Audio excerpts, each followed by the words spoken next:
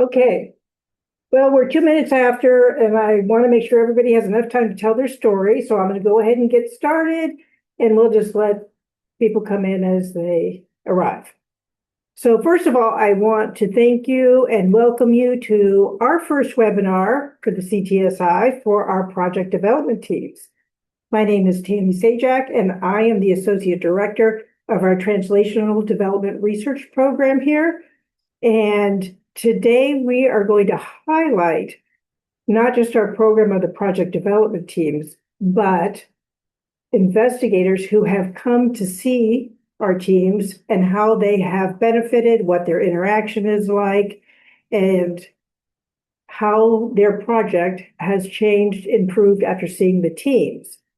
For those of you not familiar with the project development teams, we're a program within our institute, our Clinical and Translational Institute, and our mission is to provide support to investigators through specific teams of very experienced, well-seasoned investigators.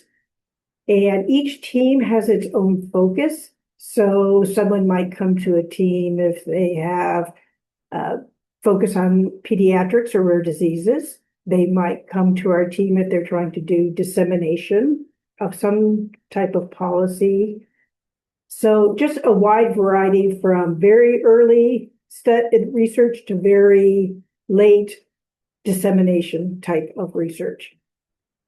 And these teams, like I said, are comprised of very experienced individuals, as well as other resources that are supportive of research. So biostatistics, regulatory, and bioethics, just other different types of resources. And together they come into a room and investigators get to meet with these teams and talk about their projects and interact with these teams for about an hour. And we do it on Zoom. And the goal is to move the project towards external funding. So today we have 3 investigators that have very gracefully said they would join us. And first we will have up Elizabeth Sierra Ponchant. Jeanette, pretty good. Okay, thank you. And she had come to our Concepts to Clinic team just last year. Her project was defining the role of NF1 in mitosis, so a very basic style research. And so our Concepts to Clinic starts, just like it says, from very basic concepts. And then we will have Janet Pannock, who came to us in 2024, and she went to our pediatrics team. And her project was osteosarcoma decision aid cards, development to dissemination. So much later down the path of translational science. And then third, we will have Sasha Sharp, who came to us in 2023, and she went to our structural and social determinants of health project development team.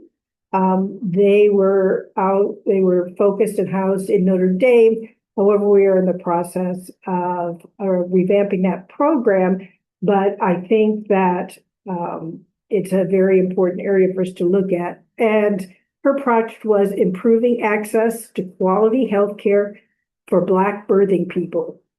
And I also want to point out that our teams are located, since we see virtually, located throughout the state. So as in Sasha's case, even though she was an IU investigator, what she needed was support that was an expertise out of our Notre Dame collaborators. And so she went to see them.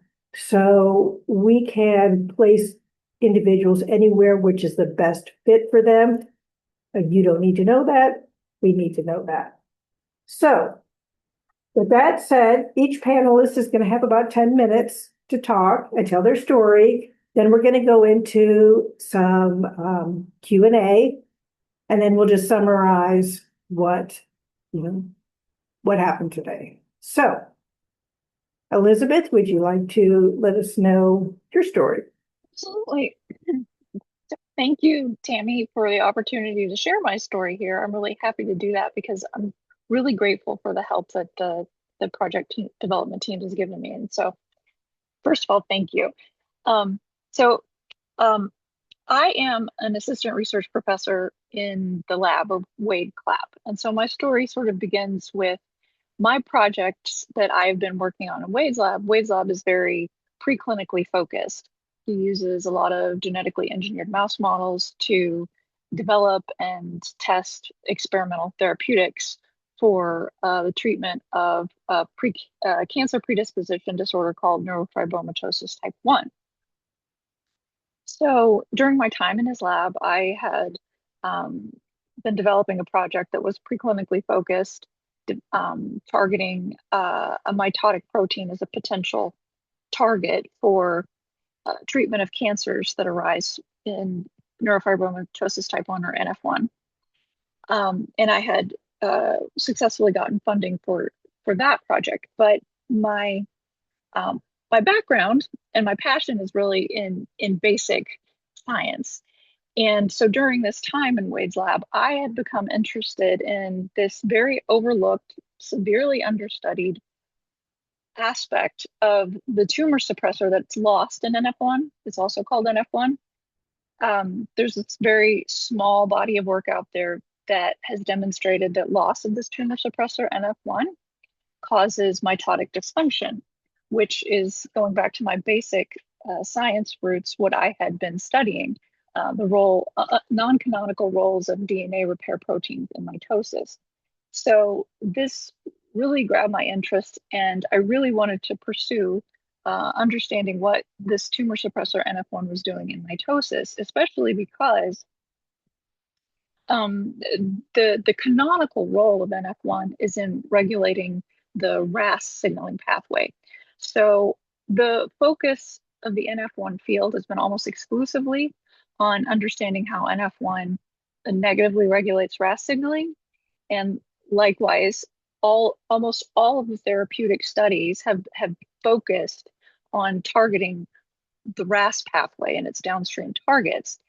And despite extensive work focusing on this one pathway, there remains no targeted therapeutics for these aggressive cancers that arise from NF1.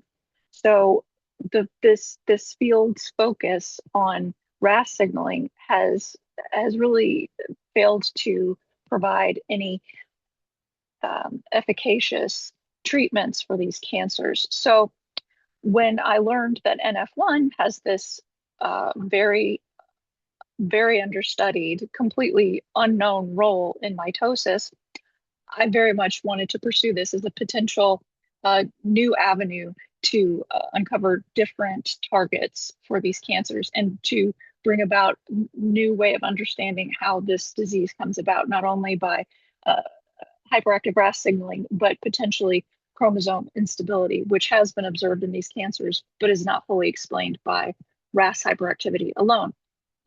So, so going back to, I had funding for this preclinical study, but I really wanted to do this basic research, and there were no funds for it.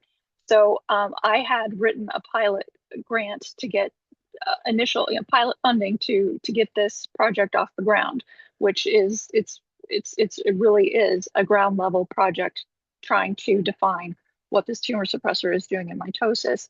And unfortunately, my pilot grant was not funded. So that's when I came to know Tammy. Tammy actually reached out to me through an email after I had submitted an entirely different grant, letting me know that if that grant was not successful, the PDTs would be really interested in helping me revamp it for funding. And so I had said, well, in the meantime, I do have another grant that was not funded. Could the teams potentially help me with this? And she said yes. And I was so excited and happy to receive that help. So the way it worked was I literally just took my grant that I had written and it was rejected. I looked at the reviewers' comments and the concerns that they had raised. I gave a written response to these reviewers' comments and sort of integrated that into a revised um, a revised version of my proposal. And that I submitted to the teams.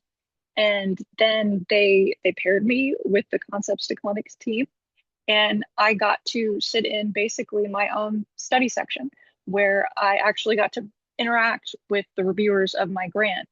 And during that time, they were equal parts reviewers and cheerleaders. It was a very uplifting experience. It was a very informative experience, and they gave me their ideas for how I could actually make this into a competitive R01. But also, we all together zoned in on the critical piece of preliminary data that was missing to get it to that level. And based on the proposal that I had given them, and then a little bit of writing summarizing what we had discussed in our study section, came up with a plan to get this preliminary data, and that they provided funding for that, which was it is so important, because without that, there's no way I would have been able to do this project. And so I am currently in the middle of that project, because it is from the ground up. I'm working through technical problems, but with the support of the PDTs, I'm in a really great place to move forward with that. And I've been able to establish collaborations with both here within the IU School of Medicine, someone, Tong Tran, who's helping me with the CRISPR aspect of this project that I need to do to get a tool working. And then it's also going to allow me to, once I have my tools, I'm going to finish this project in collaboration with a colleague in England who I met at Cell Bio in San Diego. So this project, as my experience with the PDTs has given me um, just so much support from the funding aspect, but also from the input of these senior researchers that have been through grant proposals and rejections, and allowing me to establish these collaborations and really do the research that I feel is really important to this field and moving it forward in a groundbreaking way, and also to fulfill my own passion. So I am just really, really grateful for the opportunities that the PDT has given me, and I'm happy to be able to share my experience with you. And I just can't recommend them enough, and I hope more people know about them. And if anyone ever has any questions and want to talk to me personally, I'd be happy to do that. Thank you so much. That that was wonderful. And it's good that everything is moving along well, and we look forward to learning more on your results as you continue. Thank you. We're going to go ahead and we'll go to our next speaker, and we'll just wait and take questions. So if you have questions, hold them for now, and we'll work through all three next. So, Janet, would you like to tell us your story? Yeah. Well, that was a great selling point. Makes me want to apply for another grant now. I loved hearing about your experience. So I'm Janet Pannock. I'm in supportive oncology. Our department recently moved from the IU School of Medicine to the IU Simon Cancer Center. So I live there now. But my project stems from some personal experiences that I've had, and also my research interests in shared decision making. So I was the co-PI along with Chris Collier, who is an orthopedic oncologist at IU. And so fair disclosure, my daughter was diagnosed with bone cancer, osteosarcoma, in 2007. And that's what led me to my research interests in shared decision making and making sure that families understand all of their surgical options at diagnosis or close to diagnosis so that they're engaged in making that decision. And so Dr. Collier and I had released the osteosarcoma patient decision aid in 2023. And it was getting a lot of good usage. We could follow the stats. We could see that people were using it. We were hearing from surgeons and from families that it was in use. And we were presenting it at the Musculoskeletal Tumor Society meeting. And while we were there at the meeting in 2023, They said that the decision aid was really useful for them on the surgeon side, but it was a lot of information to present to patients at diagnosis. And so they were looking for something that was more succinct that they could use with patients in the clinic almost immediately at diagnosis or soon afterwards. And I should back up a little bit and say this is for osteosarcoma or other bone tumors in the lower limb. And so it would include amputation, rotation plasty, or limb salvage surgery. And so we had this request from surgeons to develop cards that could be used in the clinic. And that was our idea. And so that was what we had pitched to the PDT, to the pediatrics group.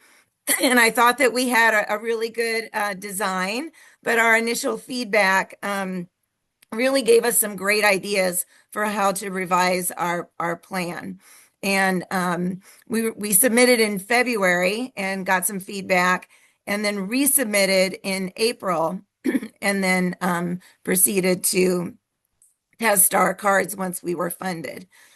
We got patient feedback on the cards. We got clinical feedback on the cards. We ended up developing a set of 20 paper cards that could be used in the clinic, along with photos, risks and benefits of the different types of surgeries. And so without the funding from PDT, I'm not sure that we could have moved it forward. Everybody knows what was happening in the funding arena in 2024, 2025. But we have developed the cards and prototypes are in use now. We have submitted for a pilot study to test the osteosarcoma decision aid in combination with the cards.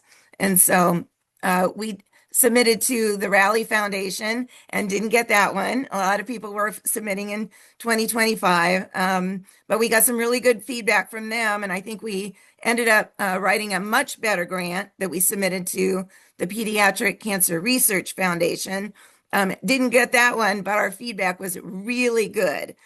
So we are going to resubmit this year to both of those groups. And and hopefully we'll be able to get both those in use. But, as a result of developing the cards to be used in tandem with the decision aid, we ended up with quite a few collaborating institutions as we move forward, including like UCSF, Nationwide Children's, Miami, Oregon, institutions. It's going to make this a really fleshed out, well thought out, multi-institutional study using these two tools together. So I really loved with our previous speaker, Elizabeth, what you said about, meeting with the team and that they were sort of a combination of, I think you said, reviewers and cheerleaders.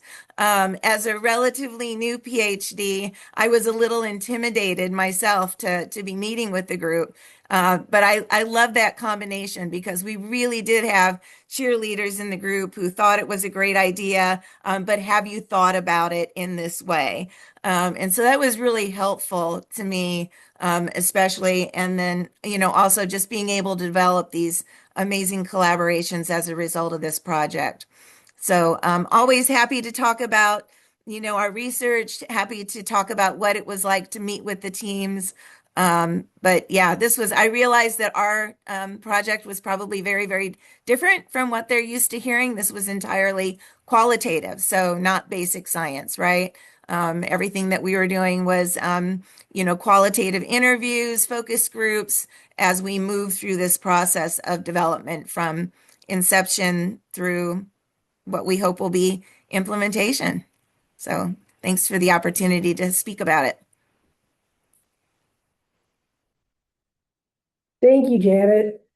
And you raise a good point that, right, the types of projects that the team see, and sorry about my timer up on the top, I see that and I can't figure out how to get rid of it.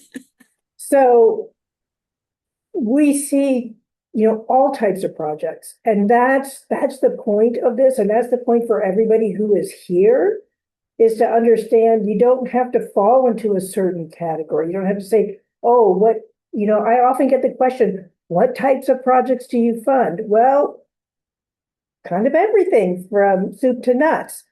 And so, if you have a project, let us talk about it. With that said, we're going to move to Sasha Sharp, who came in 2023. So she's got couple years under her belt for her project. And we would love to hear about how it went for you and what the impact was. So please take it away. Hello, everyone. I am Sasha Sharp, and yes, I have to recollect what happened since 2023, but I think a dip of everything that has been said, actually. So similarly to Janet, my research is a little bit close to home for me. I actually have a background in social science, higher education. I study the experiences of Black women across the continuum of their education. So I have some work in K through 12. My bachelor's degree is in K through 12 education, actually, and all the way up to professional school. And I study a lot about Black women and their experience with medical education. But particularly for this research, I got with a group of women, and we were interested in the Black birthing experience. I am a mother of three children, and I actually found out I was pregnant with my first when I started my PhD program at orientation at my PhD program. Um, and I had just moved here from a different state, and I did not have a primary care provider, and I had some challenges accessing healthcare because of that. And so the study really came from my experience and us coming together and saying that we had some different experiences that were challenging for us all. So it was about 7 women, actually. So we initially applied for another grant to kind of put together a study where we wanted to look at access, which is a social determinant of health. We use the web of causation for social determinants of health as a framework. And we did not get that initial grant just to pursue a pilot study. I'm also qualitative, Janet, so it was a qualitative research study. And my co-PI, Veronica Derricks, who is no longer at IU, but she is in the psychology department at Colorado Boulder right now, was like she went through PDT before and thought that this would be a good option for us to kind of see and get some advice on how we can enhance the grant to move it forward. So we applied for PDT, and we received the help that Elizabeth discusses in terms of thinking about the grant. And I will say I mostly submit grants and work in a higher education context, a little bit so in medicine. So I think PDT really helped me in thinking about how folks view research in this space, and how do I talk about qualitative research in this space, because a lot of the feedback was around the qualitative methods and how I explain them, and I was kind of explaining them as I was used to doing. And so it was a very much a study section of like, how do folks that maybe are not in this work a lot, what kind of questions would they have, and how would they perceive the work that I was trying to do. And so we got some great feedback from the PDT, and we got some initial funding. Another thing that we had access to, and Tammy, I don't know if we do this anymore, but we got the iConnect team, and we also did the recruitment concierge. So back then, we were able to access those resources. And so the recruitment concierge really helped us think about our recruitment strategies, because we wanted to do focus groups with Black women. And so how do we recruit within IU Health? How do we recruit within Eskenazi? I will say that process of getting into Eskenazi was the longer bit of my grant experience. But we did it, and we worked on recruitment strategies from there. And then iConnect, the system allowed us to create some questions for folks to answer, so that we were ensuring that we were recruiting the best folks for the study that aligned with the study. And so that was very supportive, that I think about when I think about PDT, because they gave me that access. And they also encouraged me to go back to PDT, because I asked for a smaller amount of money, and they were like, oh, now that you've had this concierge experience, tell the PDT what else you need. And so we did. We went back and said, can we get a little bit more money now that we have this consultation? And they were able and willing to give it to us. So we were able to get a few more funds for our recruitment strategy. Since it was a while ago, the study, that initial part of the study was completed, but I'll share a little bit of the outcome. So particularly we found we were able to hold about 4 or 5 focus groups, and the women in the study shared their experiences with accessing healthcare or not. We also framed this within an allyship framework. So we were really thinking about how do physicians or healthcare teams convey or not convey allyship to their patients. And so we found a lot of the women were using social media to answer questions about their healthcare experience, because they didn't feel comfortable or didn't have the opportunity to ask their physicians. They also were doing a lot of impression management. So a lot of Black women felt that they needed to dress up or be perceived a certain way so that they could get a certain type of treatment. And they also had a lot of partners. So they would bring their partners into the space with them for their appointments and et cetera. And their partners weren't often getting treated as if they were there, right? They were kind of getting ignored, but usually they relied heavily on these folks to help them through the process. And so they talked to us about like parking. Like if I'm bringing my husband, he doesn't get a parking pass too, and it's hard to go to these appointments together, or just different things like that. So based on PDT, we were able to, as a team, also apply for a health equity research scholars grant through the Healer at IU Health, because with the results from the PDT, we wanted to be able to create an intervention. And so the Healer grant helped us do a research jam experience, so that we could use the data and create an intervention.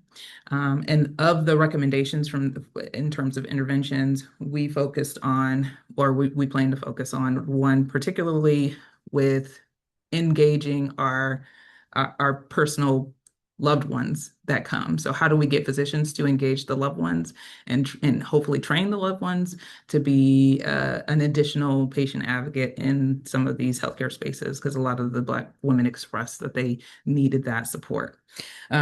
Since then, I kind of wrote it down. We presented at ECHO for maternal health. So we've done some ECHO presentations. We've also presented at the Society for Psychological Studies on Social Issues. We've already published an article at the Journal of Racial, Ethnic Disparities with this work. We have one that I already finished the revise and resubmit. I want to hear from them soon, hopefully, for women's health for this work. And then we have an additional third paper on the research jam experience, because we used a Black feminist epistemology to frame that experience. And so hopefully we can get that published. We also wanted to submit to Robert Wood Foundation, Johnson Foundation, but that was in 2025. And the mechanism we were looking at was taken down at that time. And so we were on hold, but we are currently looking at an Elevance grant to submit to. And then I just saw that there's some Robert Wood Johnson things that have opened up. So we are looking at that. But yeah, we've come a long way with the study and are still working on it. But the initial feedback and support we received from PDT is really what kind of started us off. And as a person that is not in a medicine, clinical, or basic science background, but entering this space and thinking about how grants work in this space, PDT really helped me and my team really frame our work so that we could pursue other things. So thank you. I'm happy to share any other details related to the work, and I thank you all so much.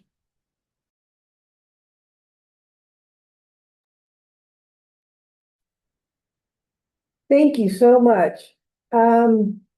So now that you've heard the stories from our 3 investigators, I'd like to open this up to the audience for questions.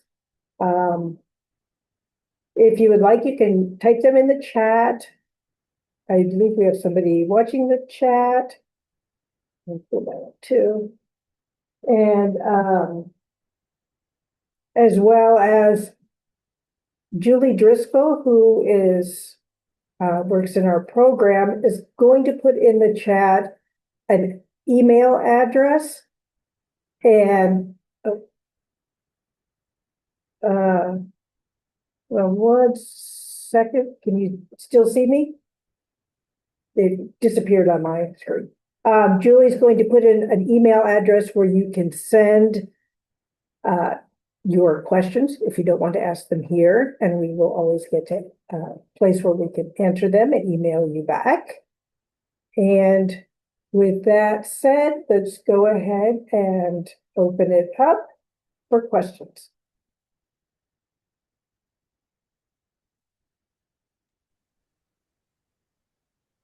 All right, Tammy, can you see the Q&A box with the questions, or do I need to read them? Let's see. Oh, I cannot see it. Okay.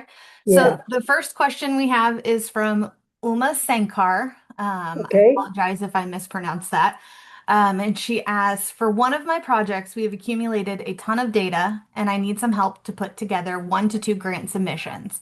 Would the PDT be able to help with? Sorry. Would the PDT be able to help with that? The project deals with skeletal regulation of dietary lipid utilization. Yes.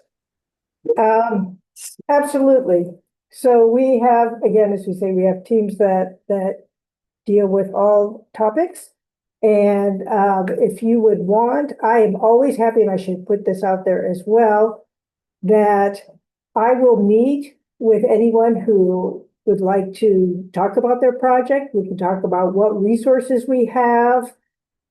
In addition to, and I should have stated this in the beginning, in addition to just myself with the PDTs, we also have what are called navigators on all our campuses. And those navigators are put in across the state so that anyone can reach out and they can find out, how do I get through this virtual institute? And we're there to answer any questions that you may have.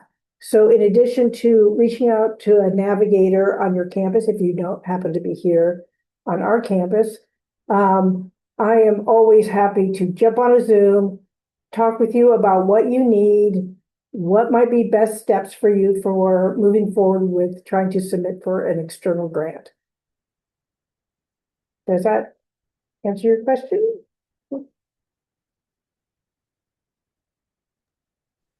Okay, bear with me here for 1 second. I'm trying to make sure that we don't have anybody with their hand up. Doesn't look like it. Okay, so the next question that we had, does your team, this one was anonymous, so does your team work at connecting IU expertise with other project leads from other universities? For example, drug discovery and IU clinical trial experts. Do investigators need to be CTSI affiliated? Thank you. So I finally have the Q&A pulled up. Sorry, my technology skills are not good. Yes, absolutely. That is, and so I'm going to go back to the navigators and say that the navigators themselves, not only are they there for you, but we as a group meet regularly, and that we're always talking to each other. And if someone were to come to me and say, hey, I need someone who does clinical research in X area, and we didn't have that here, I would reach out to the navigators and say, I got this request. We find someone who's in this area? And another example that just recently came up is someone looking for an assay. We did not necessarily do it here, but I was able to reach out to the navigators. We were able to put our heads together and then go out to all of our cores, because we interact with our cores at all these campuses, and find out where we could find it and how we could make that connection. Okay. The next question, it looks like it's from Tayak Bay. How does the CTSI identify and recruit experts to form a PDT? Good question. So we bring on members, those that have experience in being successful in writing really NIH grants, large grants, are experienced in reviewing, understand the processes that occur for a grant review, and really know what the institutes they're involved with are looking for. So when they can give advice, they can say, hey, I just came from study section and this is what I'm hearing, or this is what I'm seeing. So it really expands not just from members or current members, they usually will recommend other members. Or we've had other senior folks who have come into the PDTs to use us maybe 1 or 2 times and realize they're very experienced. And we might reach out to them and say, hey, you've been very successful, something along those lines. Okay, our next question comes from Yulia Klemenko. What is the logistics of entering this program and being paired with a mentor/team? Is it a once-a-year event, August to January, or is it happening throughout the year, and how do we apply? Okay, great question. So you don't need to know about the team. That's our job on this side, is to work with you on your application, and we know the teams and the team members and what they see. And if it should be the case that your proposal is not necessarily exactly met with what a member in our team, we'll reach out and get ad hoc reviewers as well. So you don't need to really know what team you need. And we accept applications on a rolling basis, so all the time. And our teams meet at different times. So we may have one team that meets twice a month, one that meets once a month. So really, as far as, getting in and seeing a team, I would say the longest I think anyone that, the average anyone's had to wait is maybe a month. We have quite a few slots. I don't know. Let me go out to our panel. Did you guys wait? It's hard for me to remember. Did you have to wait very long? How quickly did you get in? It was that long for me. Not at all. Yeah, it was relatively quickly. Okay, so you didn't feel like, oh, I'm taking forever to get in. Yeah, so it is pretty quick. Okay, looks like our next question is from an anonymous attendee. If we are new to the PDTs and CTSI but have potential project ideas, where do we start? Can we encourage senior postdocs to apply for the research group?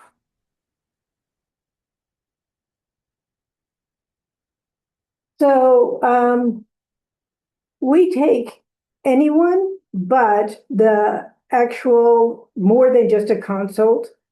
So if you start talking about pilot funding or other types of resources that are paid for, then that can only be offered to faculty. But fellows, postdocs, they can bring their projects in and absolutely get a review and get input for moving forward in an external grant. All right. Sarah Evans asked, how well formed does a proposal need to be to get in touch? Do you also advise on funding for global research projects? So the project development teams right now, our group does not necessarily focus on global research, but we do, within the university, I believe we do have some. How well does it need to be formed? So here's my standard go-to line. I tell someone the better the more information you have and the better formed it is, the better feedback you're going to get. So as just kind of a baseline, it's really helpful to have at least ideas of specific aims and what you want to do. However, it isn't necessary. You can come to us, with an idea and say, this is what I'm thinking of, and I want to work this out. But again, I think that the more doesn't have to be exact, the better the discussion would be. That would be my case again. And panel members, jump in at any time to say what your experience was like with this. I know that some projects were better developed than others. When you guys came and Sasha, how many you came a couple times, did you, with your team? I only came the one time, but one of my other team members also Okay. received it prior to. Uh, I think we kind of shared in this is most of our experience. We kind of got rejected for a grant, so we had something already. I mean, and two, you do submit this through a system. And so it is going to ask you questions pertaining to all of the elements of your grant. And then there is a process of follow-up. So there are check-ins. I hope this is still true, but I receive check-ins throughout to say, give us an updated status when your grant is all through this system. And so I think you would want to, I wouldn't say that your elements are fully fleshed out, but you do want to have all of the elements that you would, because that's how the PDT is going to give you the most effective feedback, is if you can fill in a lot of the elements in terms of your aims and all of the background, like you're submitting to a grant mechanism, so that they can actually give you feedback on how to update it or what else you may need. Thank you. I can see the questions now. So I hope that answered. The next question is, are there special considerations for Notre Dame faculty without IU connections? So, my apologies. I really want to be very clear with this. Indiana Clinical and Translational Sciences Institute is a statewide institute. We have not just Indiana University from here in Bloomington and our satellite campuses, but we're with Purdue, we're with Notre Dame, we're with Regenstrief. Those are all the partners that fall under this umbrella. So you at Notre Dame, you don't need to worry if you have any connections to IU. You just, you can give me a call, or you can call the navigator at Notre Dame. There are no restrictions. You don't have to be just IU. I hope that is clear for everyone. Do you have a PDT that can help with AI model development and validation? Not a developer, but AI used for clinical chart review. However, as I understand it, NIH is cracking down on scientific rigor of AI tools. So I need to generate some preliminary data validating the chart review.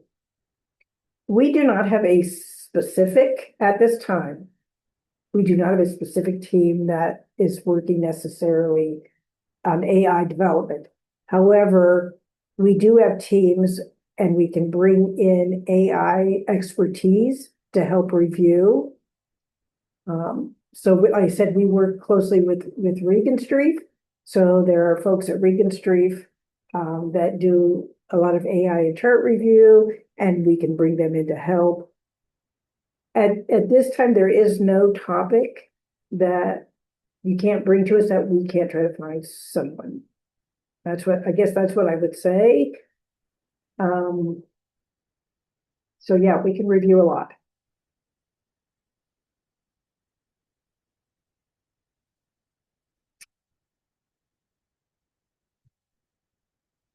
Okay, I don't see any more questions. Written questions. I can't see everyone. Does anyone have their hand up that they'd like to ask a direct question to anyone, our panelists? Tammy, I was wondering if you could say something more about what distinguishes the Indiana CTSI's PDTs from other kind of maybe similar services that institutions might offer. That other CTSI institutes offer? Is that what, I'm sorry. Not other CTSIs, but other institutions might offer, if they're like what is unique and particularly valuable about what we do here. I could say my opinion, and I think that is a great question, but I'm going to throw this back to the panelists since they are the ones that actually have the experience. I had a list of questions I was going to ask them too that I wanted to make sure, but let's ask them. I mean, what were your expectations coming in? And you're like, I'm worried this is going to be overwhelming. I'm worried it's not going to be enough. I don't, since I don't sit in your seat, what was it that, the interaction you walked away going, wow, this is different than X, fill in the blank. And I'll start with Janet. No, Because I unmuted myself, right? I can't hear. Oh, can you? Uh-oh. I think she froze. She freezes to you guys? Yeah. Okay, Janet, you froze for us. I can fill in while Janet Yeah, comes back. Elizabeth, you jump in while Yeah. Janet. So what stood out to me about the experience was, And how well, was it different than how was it different than other resources you've ever used, I guess, for grant? well, frankly, I never had a resource like this, the at all, actually. So I guess I went into it thinking this is a chance for money, and that was the big draw. But what I came away with a lot more. I expected to have to present my case, show my proposal and go over the flaws and make an argument for why I should get some pilot funding. But during the actual meeting with the teams, it was very clear that yes, they were bringing their experience in the type of rigor that would be necessary to make this competitive for funding, but also they brought support in terms of validating that yes, this is an exciting idea and this is worthwhile and you are capable of doing this. And um, so it was sort of a holistic support that I had not experienced before. Um, and it was very uplifting. Of course, I was very excited to get the funding because the project goes nowhere if I hadn't have the funding. But beyond that, it was empowering. It was truly powered by the PDT. Thank you. All right. Yeah, similarly, I think that folks were very encouraging with the project and the idea and willing to learn some things as well, because I came with a different kind of perspective and background in terms of the work. And so, yeah, I think I came in thinking, okay, I gotta stake my claim and, I gotta really justify why I need this funding. And I think when I went into the space, it wasn't that.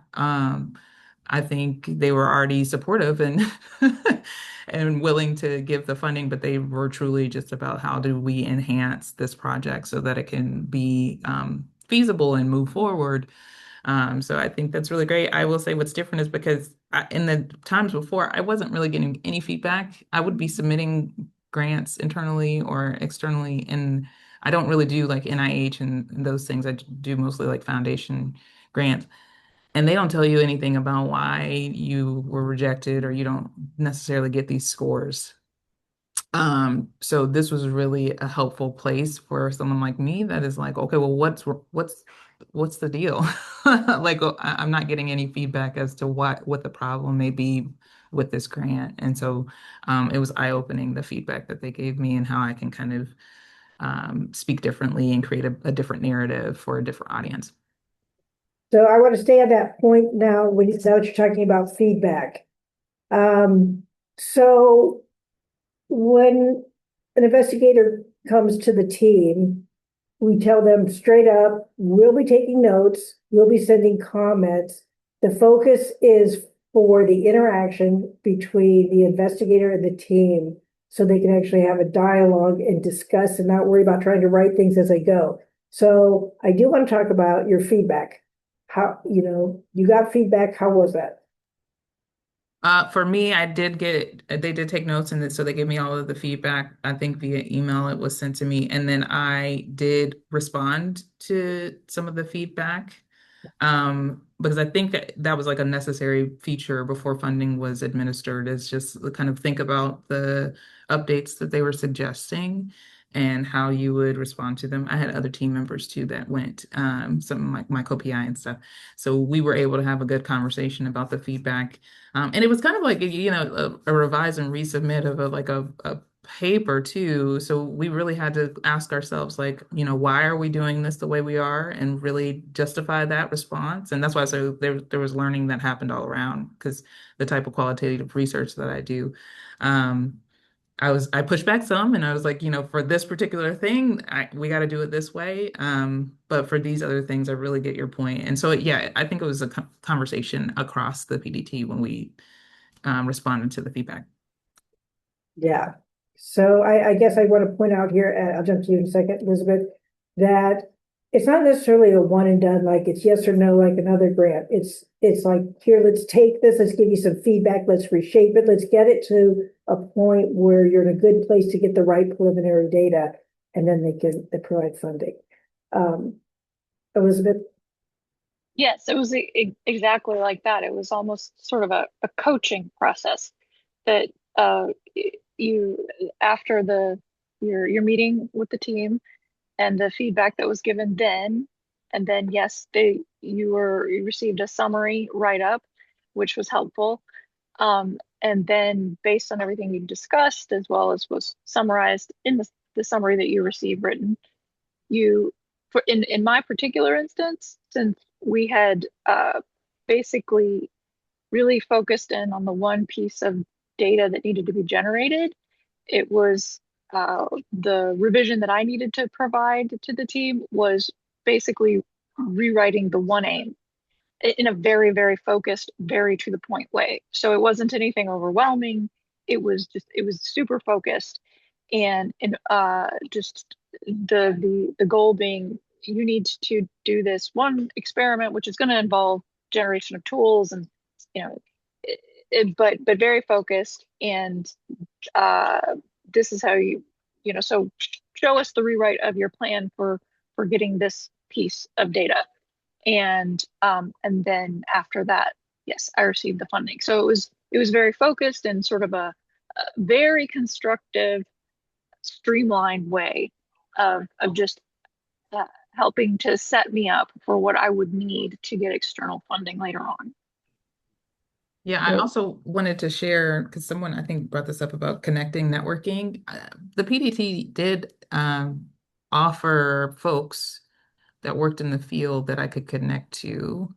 Um, so I do remember having meetings with different people that were recommended. So it is a team that is relatively aware of what's going on in the field related to your work. And so, I don't think they could help it really to just be like, oh, so and so is working on this too, or they are interested in something that's adjacent to this work. Maybe you can reach out and talk to them about recruitment or talk to them about whatever.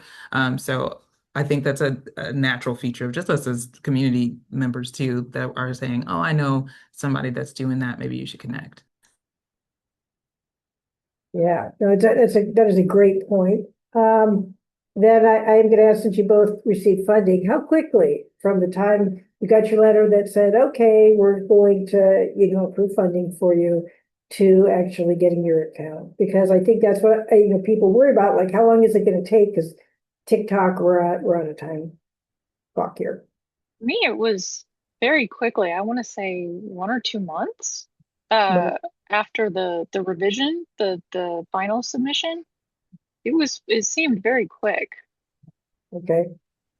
Yeah, I would say the same. I just needed to connect them with my administrator, and she like handled it, and then it was just like the money's there. And even with because I did a revision and asked for a little bit more funds, and then like the new letter came immediately of like, yes, we approved those additional funds.